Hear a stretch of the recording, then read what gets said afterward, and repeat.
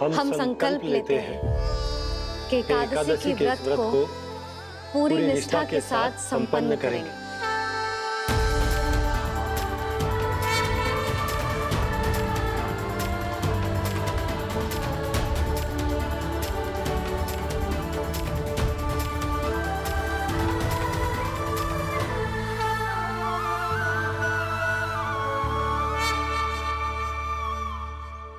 तुलसी जी के पत्ते तो हैं ही ना।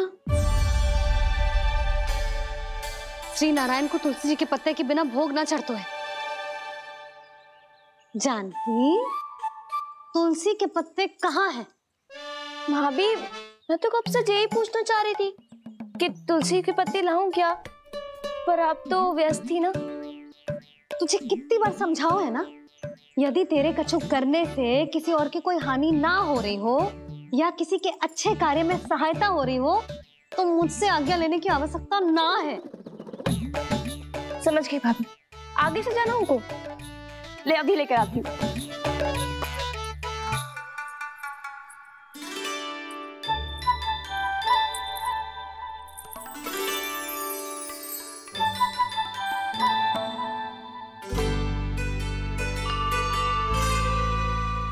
ताऊ, आपने पहले ये व्रत करो है?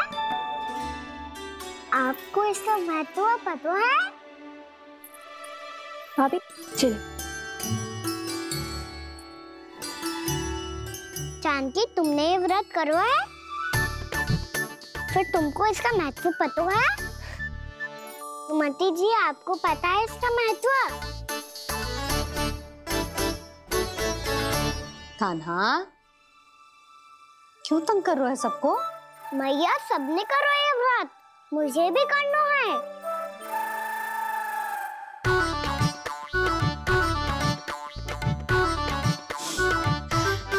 ये व्रत केवल बड़ों के लिए होती है लल्ला। जब आप ये व्रत कर सकती हो, बाबा कर सकते हैं, ये सारी गोपियां कर सकते हैं, वो भी कर सकते हैं, तो मैं क्यों ना कर सकता? क्योंकि तू कल तक भूखा ना रह पाएगो लल्ला। जब भक्त रह सकते हैं, फिर मैं क्यों नहीं रह सकता? मेरा अर्थ है कि नारायण के भक्त मैया। मैया मान जाओ ना, मुझे करने दो ना ये व्रत। अपनी लल्ला पे आप विश्वास ना है आपको? विश्वास है। अच्छा ठीक है, तू भी कर ले।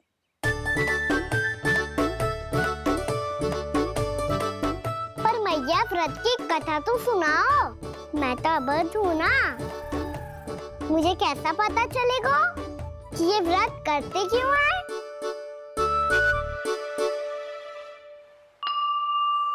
प्रभु, मुझ अबोध को कैसे पता चलेगा कि इस व्रत का क्या विधि विधान होता है और क्यों रखा जाता है और इसका महत्व क्या होता है? मुझे तो आप ही बता सकते हैं प्रभु। जब व्रत कर रहे हैं तब उसका महत्व भी पता होना चाहिए ना। बताओ ना मैया, क्यों रखते एकादशी का व्रत? इसके लिए तो तुझे एकादशी की कथा सुननी होगी। सुनेगो ना?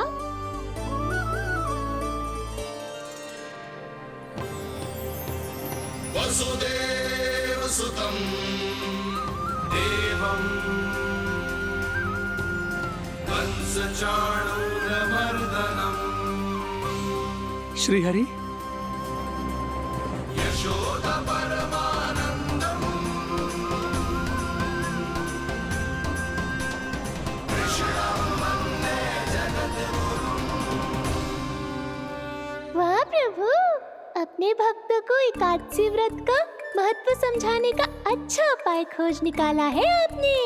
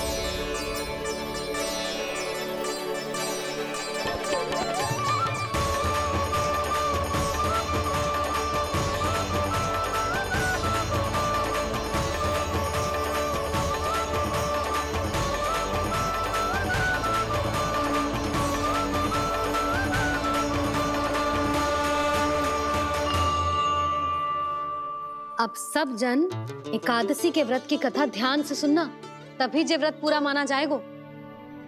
समझो लल्ला?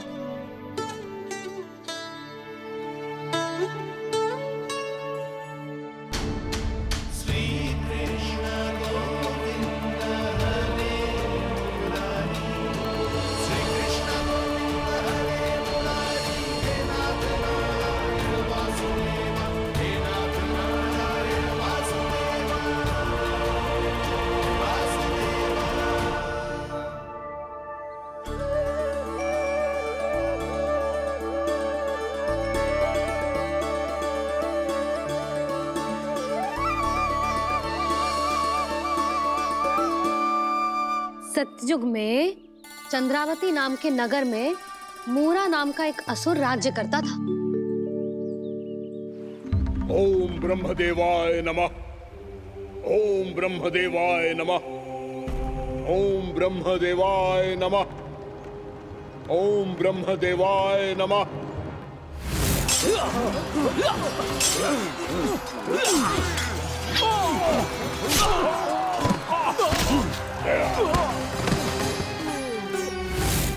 ओम ब्रह्मदेवाय नमः।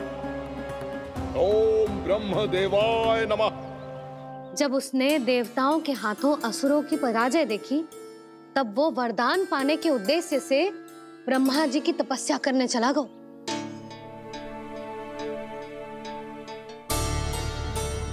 शीघ्र ही मूरा की तपस्या सफल हो गई और ब्रह्मदेव जी उससे प्रसन्न हो गए। ओम ब्रह्मदेवाय नमः। ओम ब्रह्मदेवाय नमः। ओम ब्रह्मदेवाय नमः। ओम ब्रह्मदेवाय नमः। ओम ब्रह्मदेवाय नमः। ओम ब्रह्मदेवाय नमः। ओम ब्रह्मदेवाय नमः। ओम ब्रह्मदेवाय नमः। ओम ब्रह्मदेवाय नमः। मूरा, प्रणाम ब्रह्मदेव। तुम्हारी तपस्या सफल हुई। बोलो, तुम्हें क्या वर चाहिए? सृष्टि के रचयिता ब्रह्मदेव, कृपया मुझे ऐसा वरदान दीजिए जिसकी सहायता से मैं त्रिलोकी विजयी बन जाऊं और कोई देवता मुझे पराजित ना कर सके। यहाँ तक कि देवताओं के रक्षक, सृष्टि के संचालक भगवान श्री विष्णु के लिए भी मैं अपराजय रहूं। तथास्तु, तथास्तु, तथास्तु। प्रणाम ब्रह्मदेव।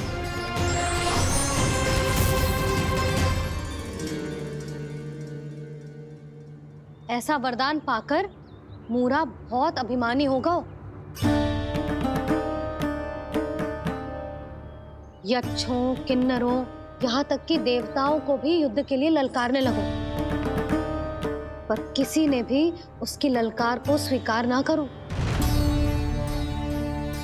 क्योंकि सभी उसकी शक्ति से बहुत भयभीत थे और उसके सामने युद्ध किए बिना ही अपनी पराजय स्वीकार करने लगे।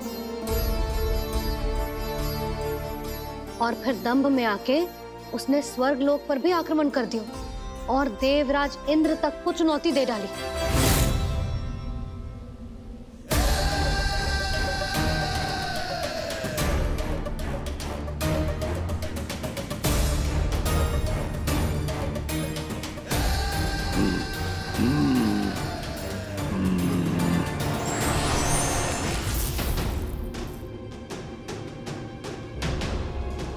मैं प्रतीक्षा कर रहा हूं देवराज।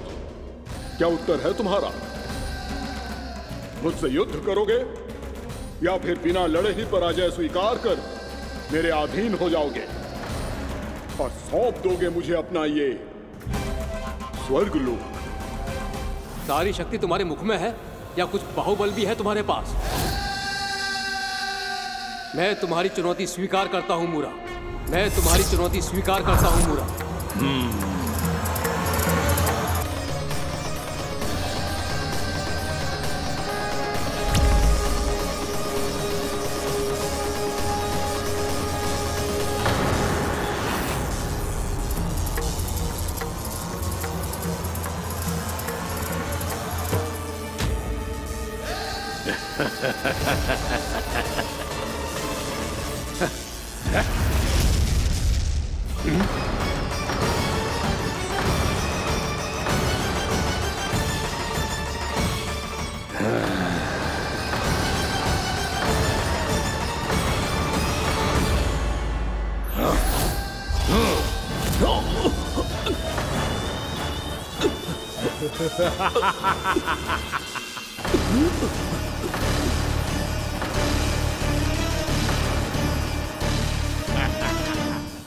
खैरिए देवगण, असुरराज मुरा को ब्रह्मदेव का आशीर्वाद प्राप्त है।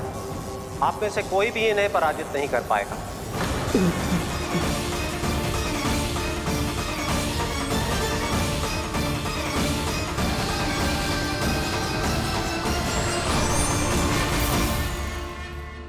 एक अवसर और देता हूं देवराज। युद्ध या अधीनता, क्या उत्तर है तुम्हारा देवराज?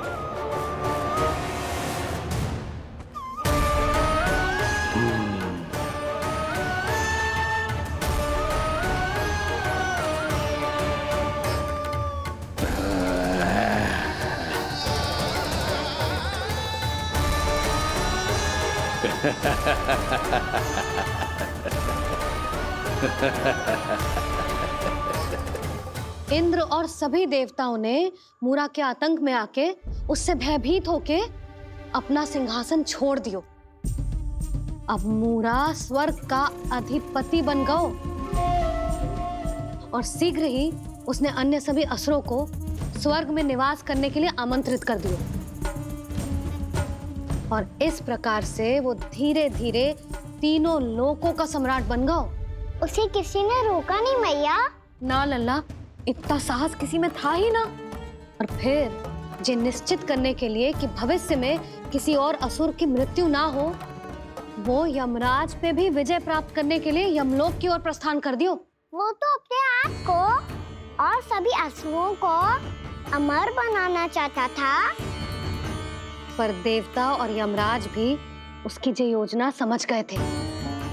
इसीलिए उसके आने से पहले ही सारे देवताओं ने श्री नारायण से सहायता के लिए गुहार लगाई। अब केवल आप ही कुछ कर सकते हैं प्रभु। अभी तो मूरा केवल त्रिलोक का स्वामी है, और यदि उसने यमलोक भी जीत लिया तो वो जीवन को ही नियंत्रित नहीं करेगा प्रभु, वो मृत्यु का भी स्वामी हो जाएगा। ऐसे में पहले सृष्टि का संतुलन तो नष्ट होगा प्रभु, और फिर स्वयं सृष्टि ही नष्ट हो जाएगी। ऐसा नहीं होगा यमदेव, नियति ऐसा होने ही नहीं देगी। विधि रचेगी खेल और मैं बनूंगा माध्यम। असुर राज मुरा का सामना मैं करूंगा।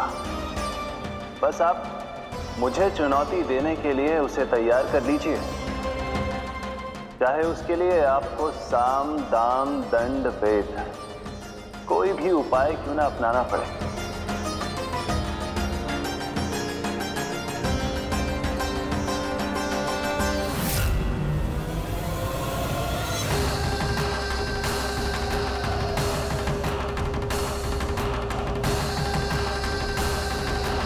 आप तो मेरी प्रतीक्षा में पहले से ही खड़े हैं यमदेव। तब तो आपने मेरी चुनौती के बारे में भी सुना ही होगा। कहिए, क्या उत्तर है आपका? मेरा स्वागत करके अपना राज्य त्यागेंगे या मेरा सामना करके अपने प्राण? असुर राज मुरा का सामना मैं करूंगा। बस आप मुझे चुनौती देने के लिए उसे तैयार कर लीजिए, चाहे उसके लिए आपको साम दाम दंड भेद कोई भी उपाय क्यों ना अपनाना पड़े।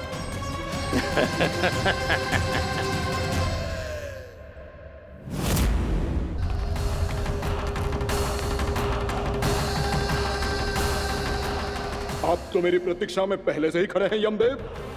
तब तो आपने मेरी चुनौती के बारे में भी सुना ही होगा। कहिए, क्या उत्तर है आपका? मेरा स्वागत करके अपना राज्य त्यागेंगे या मेरा सामना करके अपने प्राण? हे असुर श्रेष्ठ, मैं आपकी अधीनता स्वीकार करने के लिए तैयार हूं। बस एक विनती है मेरी। शर्त को विनती का नाम देकर बहलाना चाहते हो मुझे यमराज? असुर राज मूरा के सामने शर्त रख पाओ, इतना सामर्थ्य नहीं है तुम में। इसका आभास है मुझे असुरराज, पर मैं आपकी अधीनता स्वीकार करूं इससे पहले आपको स्वामी धर्म का पालन करना होगा। मेरे पुराने स्वामी के क्रोध से मेरी रक्षा करनी होगी आपको। कौन है तुम्हारा पुराना स्वामी? भगवान श्री नारायण। पर छोटी माँ, मूरासुर को तो श्री नारायण से भी रक्षा का वरदान प्राप्त था ना? यही तो श्री नारायण की लीला थी बलराम। पर वो राक्षस अपने दम में जे समझ ही ना पाओ कि वो क्या भूल करने जा रहे हैं।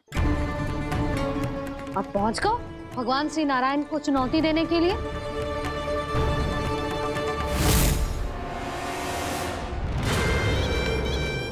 वहीं ठहर जाओ असुर राज मूरा।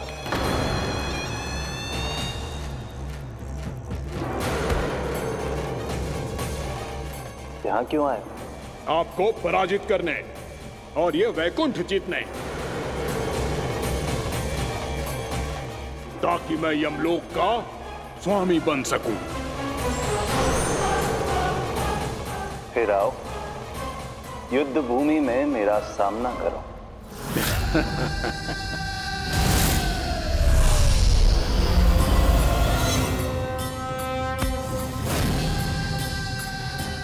ये नहीं जानते कि इनसे ना हारने का वरदान तो मैं पहले ही प्राप्त कर चुका हूं, इसलिए युद्ध ठीक से आरंभ हो पाए उससे पहले ही इन्हें जीत लूंगा मैं।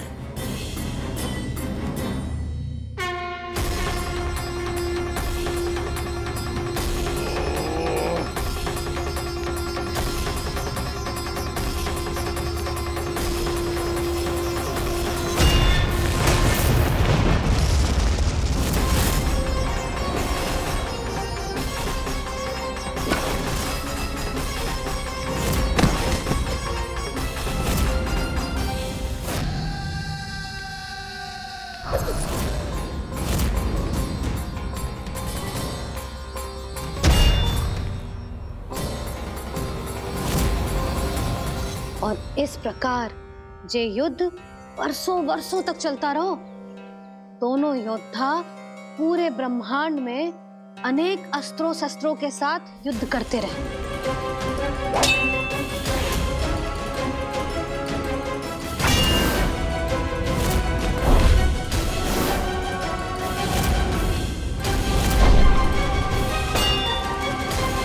फिर क्या हुआ मैया?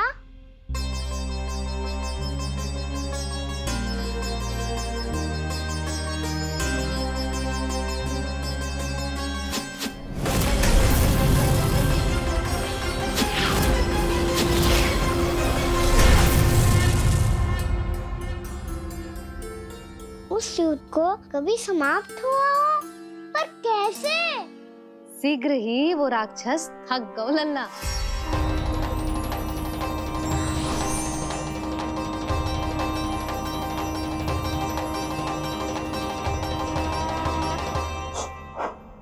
खड़े खड़े देख क्या रहे हैं नारायण?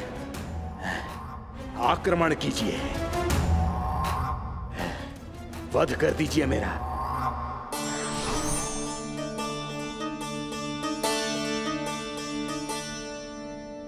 मैं तुम्हारी वीरता से प्रभावित हूं, इसीलिए इतनी थकान की स्थिति में मैं तुम जैसे वीर पर आक्रमण नहीं करूंगा। जाओ विश्राम करो। यदि फिर से युद्ध करने की इच्छा हो तो तुम्हारा स्वागत होगा।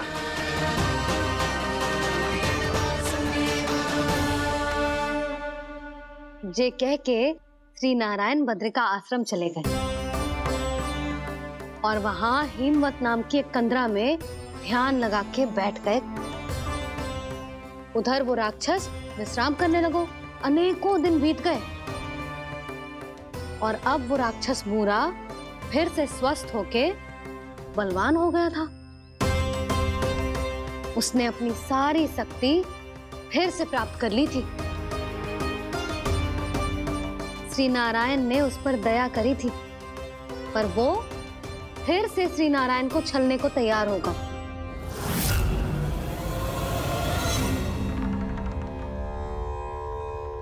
ध्यान में बैठे बैठे श्री नारायण योग निद्रा में चले गए, पर दुष्ट मूरा इसी अवसर का लाभ उठा के उनकी कंदरा में घुस आयो, ताकि वो सोते हुए श्री नारायण पे आक्रमण कर सके।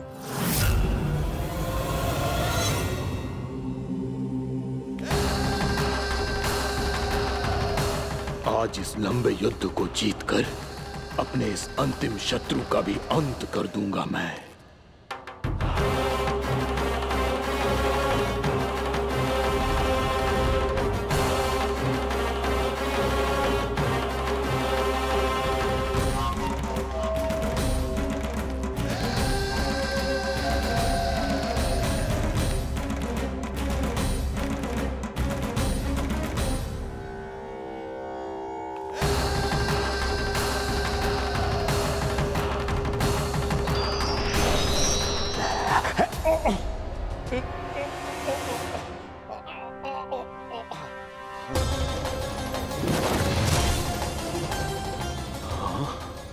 दुष्ट राक्षस,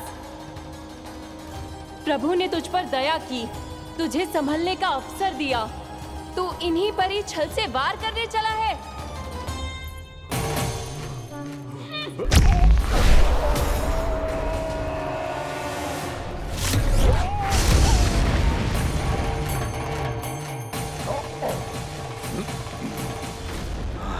मैं अजय हूँ, मुझे कोई पराजित नहीं कर सकता। ब्रह्मा का वरदान है मुझे। तूने नारायण से अपराजय होने का वरदान मांगा था मूर्ख, उनकी शक्ति से नहीं। ध्यान से देख, मैं तेरी मृत्यु हूँ, मृत्यु।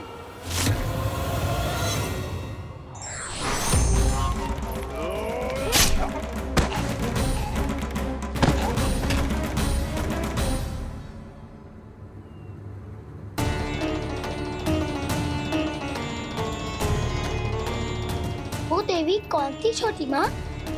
और कौन बलराम, वही तो थी देवी एकादशी।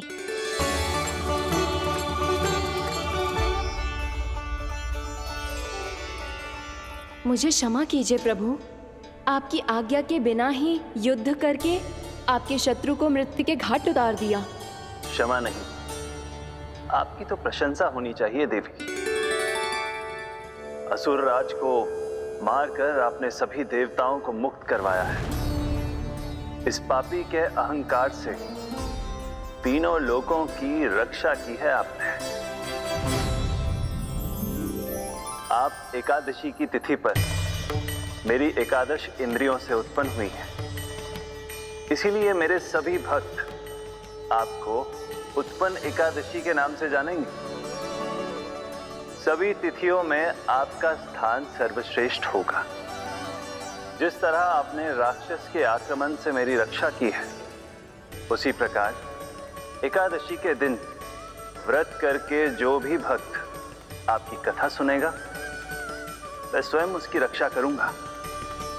जो आपकी पूजा करेगा उसे मेरी विशेष कृपा प्राप्त होगी, और उसके साथ साथ उसे मिलेगा धन, सिद्धि और मोक्ष।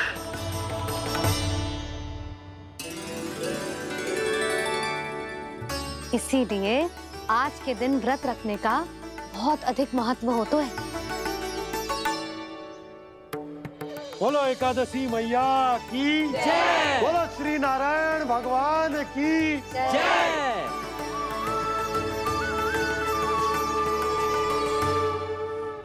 प्रभु की कृपा से एकादशी का महत्व भी पता चल गो और मेरा व्रत भी सफल हो गो।